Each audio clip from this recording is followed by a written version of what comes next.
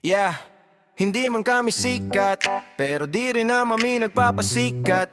Motorsiklo namin ay iba't iba, kasi gusto namin basta mag-ride lang. Pwede ba kung kami ay mabagal sa daan? It doesn't mean na mahinang nilalang. Sadya lang kaming di mayabang, basta mag-ride lang na masaya at magkakasama. Yan ang aming sadyang kailangan. Sige, mauna ka na sa ride, ikaw na mabilis, pero sa diretsuhan lang naman ata ang iyong yabang.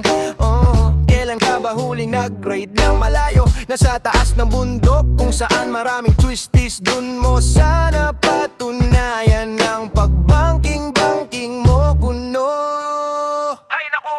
Buti na lang basta ride ang hangad namin, dahil kung sa payabangan malamang wala kaming panalo sa'yo. Kapalmoks na mayabang at sinungaling pa, di wow, sige ikaw na. Sa Alberta, Noy P-Riders, kami ay simple lang, di man kami magaling, dahil di kami nagagaling-galingan. Yeah. Di kami nakikipagkompetensya, dahil kami ay hindi kontetista. Alberta, Noy P is a motorcycle. Filipino riders here in Alberta, here in Canada, walang ibang lahi. Pinoy lang kaya unique na may iisang uri, na hangarin ay ibahagi at di magari. Basta good vibes, good time and good rides. Yan ang Noy P, yan ang Alberta Noy P Riders. Woo! Yeah! Sa Alberta Noy P Riders, kami ay simple